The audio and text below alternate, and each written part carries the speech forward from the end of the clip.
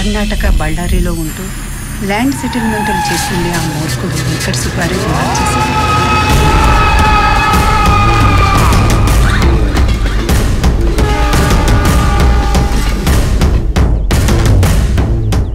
శ్రీరామ్తో పాటు కాలేజీలో వాడి మేనకోడలు పద్మజ కూడా చదువుతూ ఉండేది. ఆ అమ్మాయికి శ్రీరామ్ మంచితనం, చదువులో వాడి చురుకుదనం నచ్చి వాడితో బాగా చనువుగా ఉంటూ ఉండేది.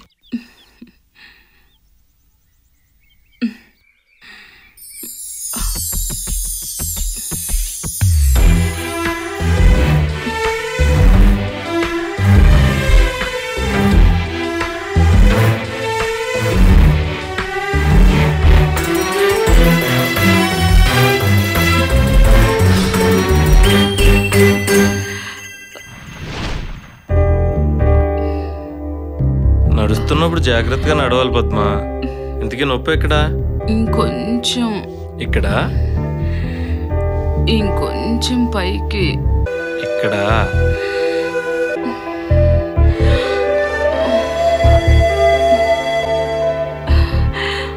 పద్మ పద్మ ఏంటి, ఏం చూస్తున్నావు?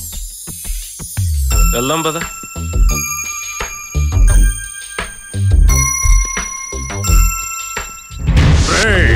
నువ్వింకోసారి దాంతో తిరిగినట్టు తెలిసినా మాట్లాడినా ప్రాణం తీస్తా. ఆ సుబ్బారెడ్డికి అప్పటికే 3 భార్యలు ఉన్నా మళ్ళీ ఈ అమ్మాయిని పెళ్లి చేసుకోవాలని వాడి కోరిక.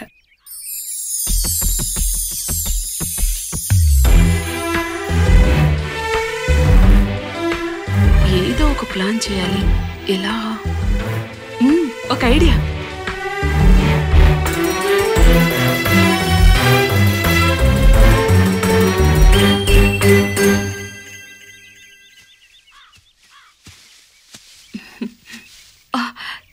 చిచి, స్కర్ట్ మొత్తం బురదైపోయింది. అయ్యో, ఇప్పుడు ఎలా మరి? చూసింది చాలు గాని ఇట్రా. అయితే ఆ జాంకేలు ఇటువు, నేను పట్టుకుంటాను. ఏం అవసరం లేదు, ఈ స్కర్ట్ పైకి పట్టుకో. నేనా? నువ్వు కాదు, ఇంకెవరినైనా పిలు. ఎవరున్నారు? ఎవరు లేరు కదా? అయ్యో రే పప్పు సుద్దా, నేను పిలవమంటే పిలుస్తావా? మరి నువ్వే కదా పిలవమని చెప్పావు. నేను పిలవమంటే పిలిచేస్తావా? నువ్వు అలా చూస్తుంటే నాకు భయం వేస్తుంది. అయితే ఈ స్కర్ట్ పైకి పట్టుకో. అయితే సరే.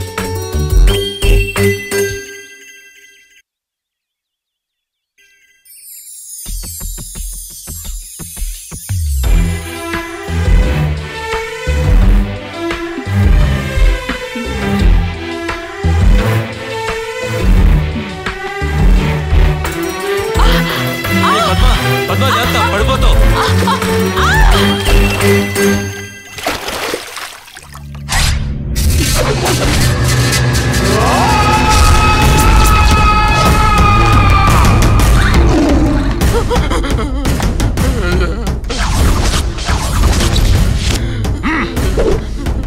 ఈ నల్లమిల్లి వీర వెంకట సుబ్బారెడ్డి పవర్ ఏందో తెలుసునా?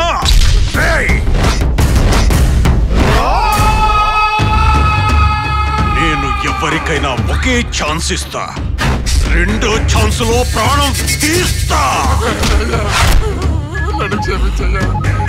హలో అన్నా, ఫోన్ అన్నా. ఎవడాడు? హలో అన్నా, పద్మజమ్మ మళ్ళా వాంతోనే తిరుగుతుందనా? ఎన్నిసార్లు చెప్పినా వినిపించుకోవట్లేదనా? ఈసారి మాటలుండవు. నా కొడుకు ఖతం.